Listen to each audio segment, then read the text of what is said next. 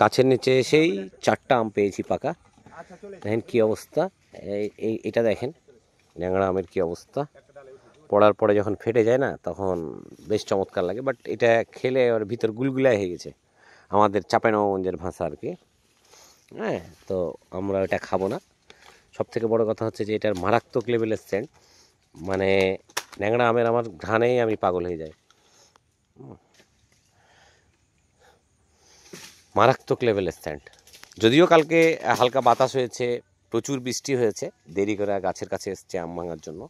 এখনও গাছের নিচে আপনাদের দেখালে বুঝতে পারবেন পানি জমে, তবুও আম দিতে হচ্ছে, কিছু করার নাই। এই যে দেখেন পানি জমে আছে। আমরা কি বলে যে এই যে আমের কালার দেখেন, যখন ভারী বৃষ্টি হয় তখন কালার আরও বেশি চকচক করে। এই যে আম পাড়তেছে, আমরা আজকে পাঠাবো। যদিও আমটা অনেক দূর যাবে, মাদারীপুর যাবে, বাই হ্যান্ডে কুরিয়ারে দেওয়ার সুযোগ নাই।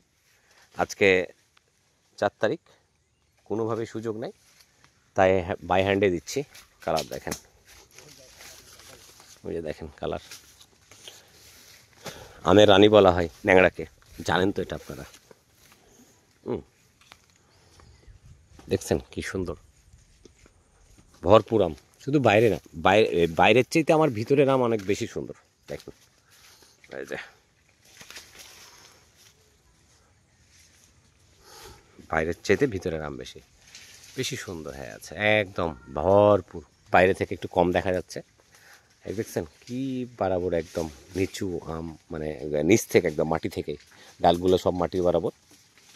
ঠিক আছে, আপনারা দেখতে থাকেন, আপনাদের দেখানোর চেষ্টা করতেছি। আর আম পেড়ে শেষ করি আগে।